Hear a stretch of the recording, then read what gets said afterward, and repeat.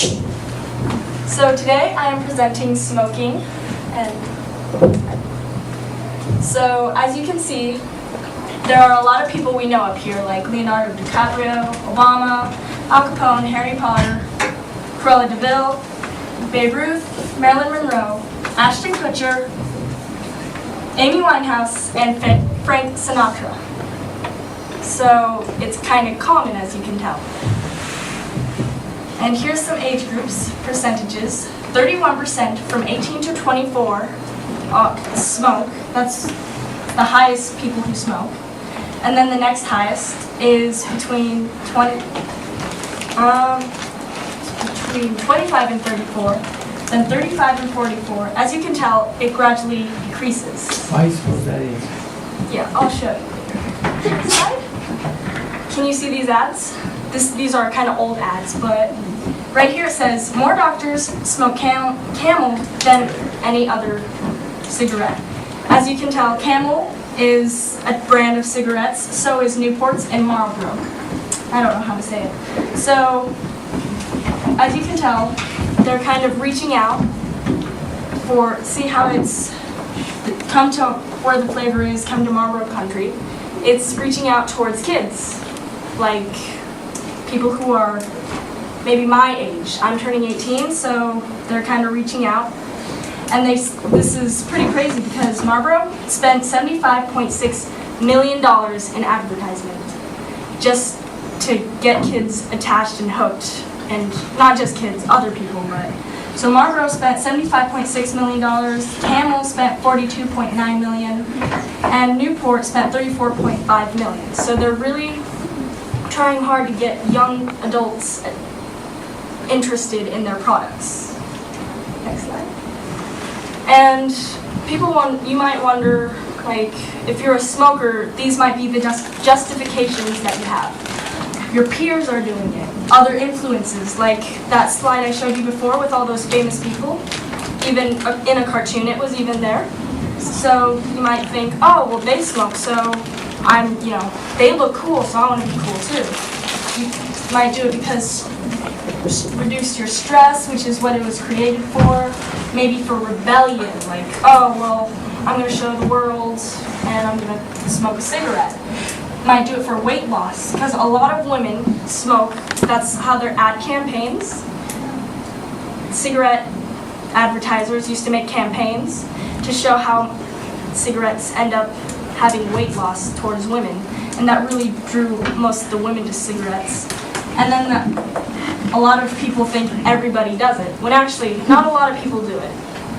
Like, a lot of people do it, but the people, maybe they're misinformed because they might not know all the information, which is why I'm giving you this presentation.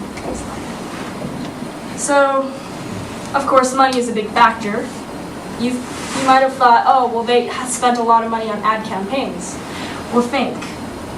A person who smokes 3 packs a day spends a total in 1 year of $4,380 on all year on cigarettes if they smoke 3 packs a day.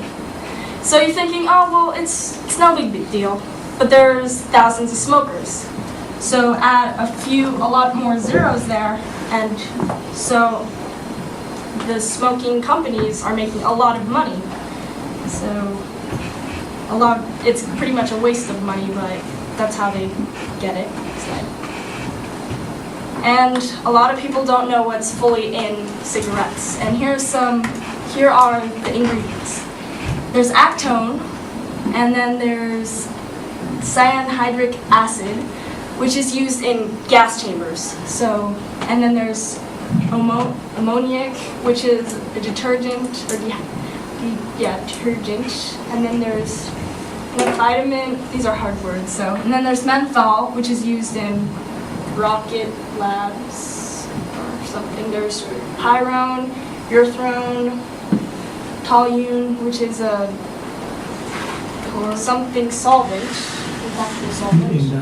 Industrial solvent. Sorry, it's hard to read. There's naphthalene, which is I can't pronounce these, which is in a moth repellent, nicotine, which is what people mostly get addicted to, and then there's cadmium, which is used in batteries. And then there's carbon monoxide, which is found in exhaust fumes. So a lot of these things, batteries, you'll find them in cars, and then vinyl chloride, which is found in paint. See the paint on the walls? You'll find it in your cigarette also. See, there's all these things. Next slide. Here are the damages that it can do. So you're thinking smoking, first thing that usually comes to mind is lung cancer, which is true. 92% of lung cancer is preventable. Most of the people who do have lung cancer are smokers. 92% of them are smokers. Other problems that can have are gangrene, which is smoking. It constricts your blood cells in your veins, so the blood flow is restricted. So usually a lot of smokers who've been smoking for 50 years, they have a foot amputated or leg amputated. And then there's neck cancer, there's oral cancer, there's mouth diseases, and there, more oral cancers, and miscarriages. So there's all those problems. Next slide. And think, when you're smoking, it's not just affecting you, it's affecting the people around you. See, when you're smoking and you have kids around you, it'll stunt their growth. It'll weaken their immune system, and if you're smoking with the child inside you, well, I hope none of you have children inside you, but it causes low birth rates in those babies. Not secondhand smoke is what it's called. Next slide.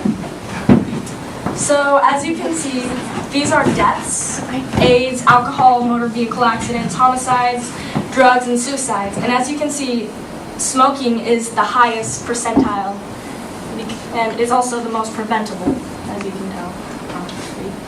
Next slide.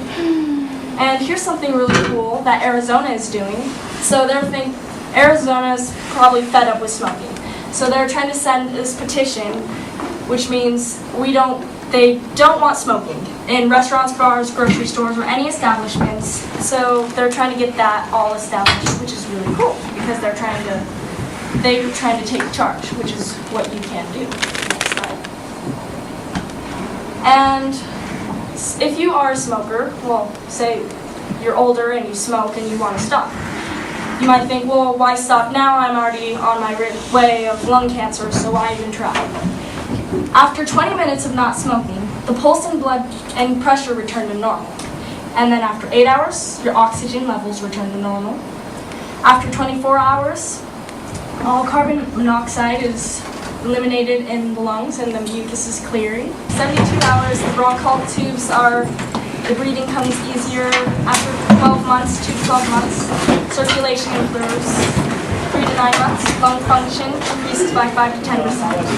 After 5 years, your risk of lung cancer decreases. And then after 10 to 15 years, the risk of lung cancer decreases back to how you were before you started smoking.